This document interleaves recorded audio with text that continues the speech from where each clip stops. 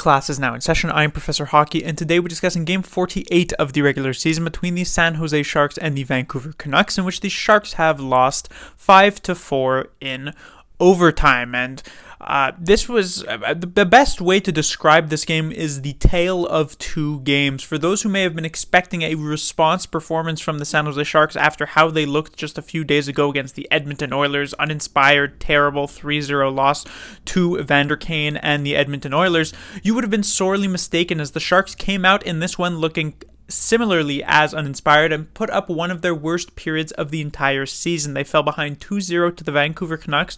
Interestingly enough, both of these goals were scored on decently lucky bounces, I guess you could say, but the Sharks definitely did not deserve anything less or anything more than what they ended up getting in that first period. They just looked awful. And so at the end of 20 minutes, the Sharks are trailing 2-0, and it seemed as though this was just going to be another simple game that the Sharks were going to lose, like a couple of days ago against the Edmonton Oilers, and that the playoff dreams were all but finished for the Sharks. While Bob Booner seemed to be wanting to go to the playoffs, the rest of the Sharks squad were playing, at the very least, like they were okay with tanking. And at the start of the second period, things started to improve slightly. The Sharks got a goal which cut into the 2-0 lead. Logan Couture, a very lucky one that went off of the stick of Tyler Myers, but at the halfway point of this game anyway, the Sharks still only had a grand total of 7 shots. But from that halfway point onward is where we sort of saw the complete turnaround for San Jose. The rest of the second period was mostly dominated by themselves. In fact, the rest of the game was mostly dominated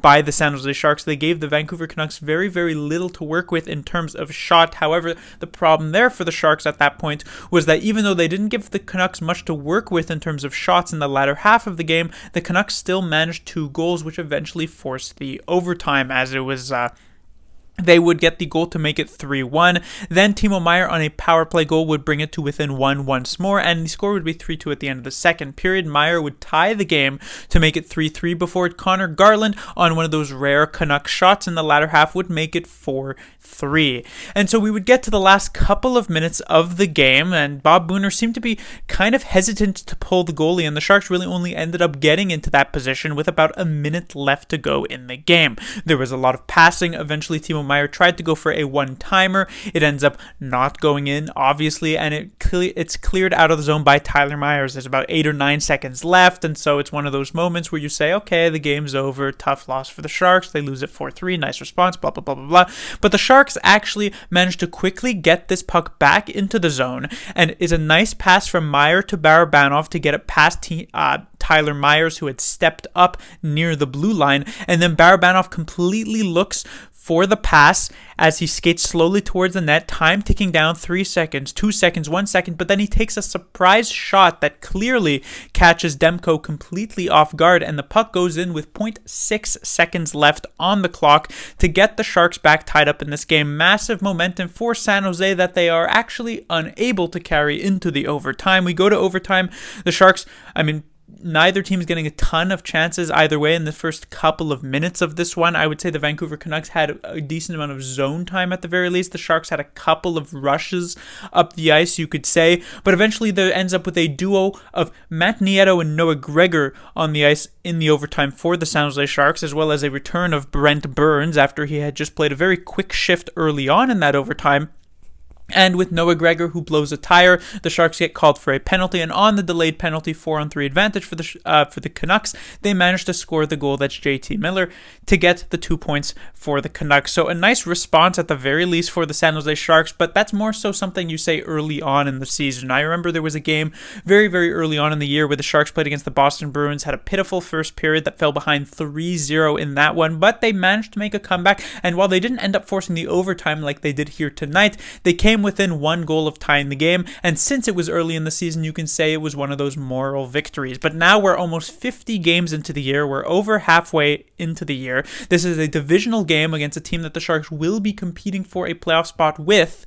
There are no more moral victories, and the fact of the matter remains, no matter how good of a response it was halfway through this game for the Sharks to get back into this one, the fact is that the Sharks got 1 point and the Canucks got 2 points. So in the end, it's a pretty big loss for the Sharks. On to the players to talk about. We, of course, once again have Meyer, Hurdle, and Barabanov leading the way for the San Jose Sharks. Meyer actually gets his 50th point here tonight, scores 2 power play goals, as well as assisting on the Barabanov goal for 3 points on the night.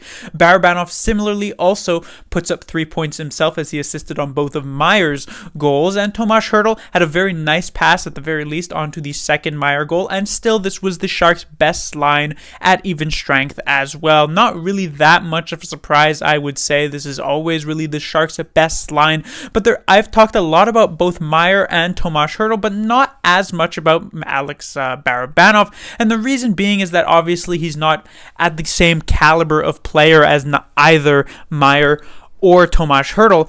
However, his contributions, I guess you could say, to this line sometimes do go a bit understated. He's a very, very crafty forward, I would say. If I was going to compare him to a somewhat recent San Jose Sharks player, I would say maybe someone like Jonas Donskoy, although a Jonas Donskoy with 10 times the amount of consistency. Both were very good stick handlers. Both had some very crafty moves, some nice passes, a decent shot at the very least. But of course, while Donskoy could easily go 20 games without scoring a goal and getting like 3 assists during that period, Barabanov usually is able to stay rather consistent, especially since he does consistently get to stay in the top 6 of the lineup compared to what Donskoy did. So Barabanov, a very nice game here tonight. He scores a game-tying goal, one that will be remembered for the San Jose Sharks. It's very rare that you see a goal in the last second, and I don't remember the last time we saw that from a San Jose Sharks player. I don't think that's happened previously this season at the very least, so that was definitely rather cool to see. On the second line, we had Couture with Dahlin and Gregor. No Rudolph Spalsers. It looked like he was going to be able to make it into the lineup, but at the very last second he ended up being a scratch, so we'll likely see him again from the Sharks next game. But here tonight, Gregor steps in, going from the fourth line to the second line, and while there were a couple of chances for this line, I know Gregor had a decent opportunity, but of course it's Noah Gregor, so it obviously did not actually end up going in. And Couture had, I believe there was like a 2-on-1 where he was able to get a shot away, though that didn't end up being much more than a pretty easy save for Demko. But otherwise, there wasn't any sustained pressure from this second line, so not necessarily the best game. When it comes to the third line, they were definitely the worst line for the San Jose Sharks here tonight, I would say, and that comes somewhat of a surprise just due to the normal happenings with the San Jose Sharks, which is usually that their fourth line is the worst, but I'll get to that in just a bit. The fact is, Nieto, Bonino, Cogliano, it just seems as though this line is completely hit or miss. Sometimes they're a line that's pretty solid defensively, is carrying their own weight, and can contribute with a couple of decent offensive chances in a particular game, and then sometimes they just look like this line that you're surprised to even know that they would be called a checking line. Like the fact that these three players are put together to be a solid defensive line for the San Jose Sharks, and then are probably the worst defensive line for the San Jose Sharks in a lot of their games, is not necessarily a great look, and that really was the case here tonight. When it comes to the fourth line, I've said a lot of bad things about the fourth line. I've called them useless, I've called them bad, I've called them all of these negative terms under the sun, but here tonight, at the very least, credit where credit is due, they didn't look terrible, which was nice to see. They had a couple of decent chances for themselves. There was actually a pre-game quote that I found particularly hilarious from Bob Booner, who was talking about how, Gadjevich was playing against his former team, I guess, as he was in the Vancouver Canucks organization before getting waived at the start of the season and picked up by the San Jose Sharks. And so the idea was that you would play Gadjevich in this game so that he could play against his former team. But then Booner, when at the very least when Balcers was penciled into the lineup before being that late scratch, he had said that he wants to play the best 20 players, and that just didn't include Gadjevich here tonight because Jeff Viel was just such a more attractive option to play on this fourth line than Gadjevich. In the end, both play because of the late scratch to Balcers, but I found it funny that there's somehow some sort of advantage to playing VL over Gadjevich, when realistically it's a completely sideways move here tonight. And we saw the hubris of Bob Booner. It seemed as though he got a bit too big for his britches as he saw that, hey, finally this fourth line that I've given 20, 30 chances of actually doing something, is finally looking decent in this game, have had a couple of chances. Peterson had one, VL has had a couple, and so he decides to play them against the Canucks' first line, against players like Elias Pettersson and Connor Garland late in this third period, and the Sharks get punished for doing exactly that. Connor Garland is left completely alone and uncovered, and that was the go-ahead goal that needed the Barabanov goal late in the game to tie it up. So fourth line was nice, but maybe don't push it next time.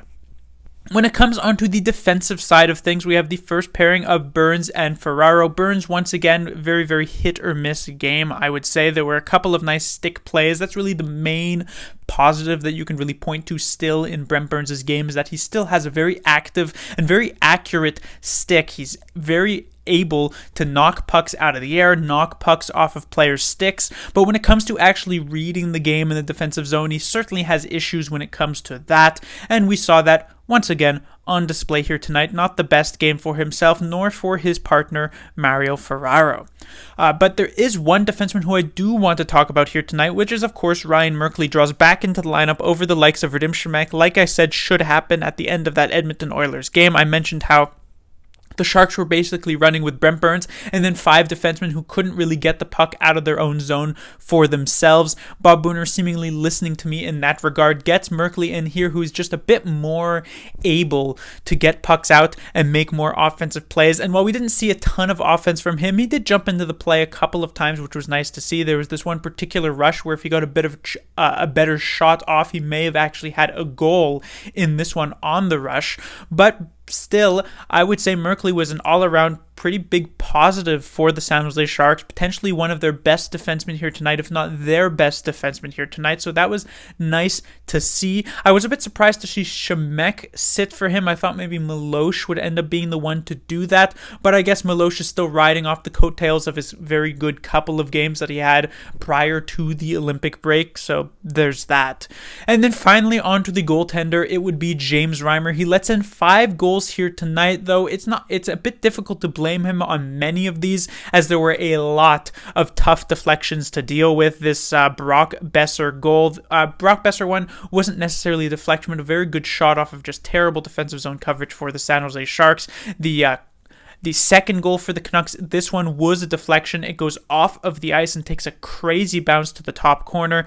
The Canucks' third goal as well was also a pretty unlucky bounce off of a player in front of the net. But still, at the end of the day, Reimer lets in 5 goals. That's not really a good look. And when you look back on this game in a couple of months' time, you'll look at it, you'll say 5 goals against for James Reimer. He could have been better. And I guess that is kind of the end point here tonight. Like it is the point I made earlier, where early on in the season, you can have those types of moral victories, but by game 48, like we are in, you kind of just have to get it done at that point if you want to be able to make the playoffs, and the same goes for Reimer. Yes, we're not necessarily blaming him for all of the goals or even a majority of the goals, but at game 48, you have to get it done, and Reimer, unlike in many of the previous games that the Sharks have played, he did not get it done here tonight. But that will do it for this review. The Sharks will be back in action on Sunday, where they will take on an even more difficult opponent, and that would be the Vegas Golden Knights. Jack Eichel is there and playing for Vegas. The Sharks will be able to play against him for the first time in a while, considering they hadn't played against Buffalo and Jack Eichel has been injured. So we'll see how this new and improved Vegas Golden Knights, if you can call them improved with Mark Stone injured and the likes, how they fare. The Sharks have not had a lot of success against the Vegas Golden Knights in the regular season over these past couple of years, pretty much since that 2019 playoff series where they beat them in 7 games, and we'll see if that could possibly turn around here. Class dismissed.